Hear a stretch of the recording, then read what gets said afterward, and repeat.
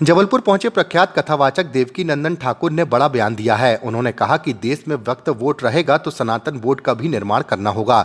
जितनी जमीन वक्फ बोर्ड के हत्या रखी है उतनी ही जमीन सनातन बोर्ड को भी देनी होगी। देश की संसद और एयरपोर्ट की जमीनें वक्फ बोर्ड के होने का दावा किया जा रहा है। हालात ऐसे ही रहे तो 10 से 12 साल बाद पूरे देश पर वक्फ बोर्ड अपना हक जताएगा। सनातन बोर्ड के मुद्दे पर राजनीतिक पार्टियों को जवाब देना होगा और समर्थन करना होगा।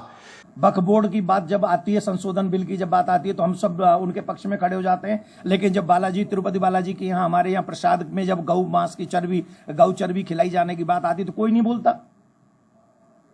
भाई, हमें तो सारे राजनीतिक पार्टी लोगों के जितने भी लीडर हैं उनसे हाथ जोड़ के प्रार्थना है, हमें अपना शत्रु मत मानिए। ईमानदारी से बता दीजिए, हिंदू इस देश में रह सकते हैं कि नहीं? संविधान इस देश में हिंदुओं को रहने का अधिकार देता है कि नहीं?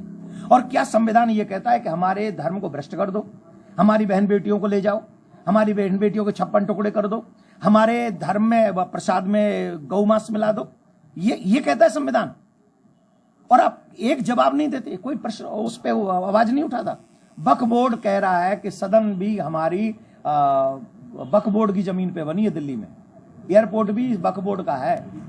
और वो दिन दूर नहीं जब पूरा ही 10-12 साल रुक जाओ, वो कहेंगे पूरा देश वक्फ बोर्ड पे, वक्फ बोर्ड का है। और हम लोग मजे से कुर्सियों के लिए राजनीति कर रहे हैं। अरे, कुर्सियों का विषय नहीं है, देश को सुरक्षित, संस्कृति को सुरक्षित, हमारी बहन बेटियों को सुरक्षित करने का विषय है, धर्म को बचाने का विषय। और हम सबको एक स्वर में इस देश को बचाना चाहिए। हमारे इस देश को आजाद करने में कोई योगदान नहीं है, पर इस देश को बचाए रखने में हमारा योगदान हो सकता है। ये सभी हिंदुओं से मैं कह रहा हूं, सभी सनातनियों से कह रहा हूं, ये हम सबकी जिम्मेदारी है। आने वाली पीढ़ी को बचाना है, संस्कृति को बचाना है, धर्म को बचाना है, इस देश को बचाना है, तो हम सबको एक स्वर में उन लोगों को मुंह तोड़ जवाब देना पड़ेगा जो वक्फ बोर्ड के साथ तो खड़े होते हैं लेकिन सनातन बोर्ड की बात नहीं करते।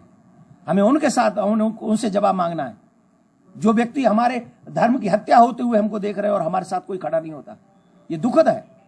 हमें इसके लिए कदम उठाना है। और आप सब पत्रकार बंधुओं से भी निवेदन करूंगा, मेरी कोई कंपनी नहीं चलती, मेरे पास में कोई ऐसा नहीं है जिससे मैं आपका सपोर्ट मांग सकूं, लेकिन एक हिंदू होने के नाते मैं आप सबसे आशा करता हूं कि इस विषय को जितने दर्द के साथ मैं उठा रहा हूं उतने दर्द के साथ आप भी उठाइएगा।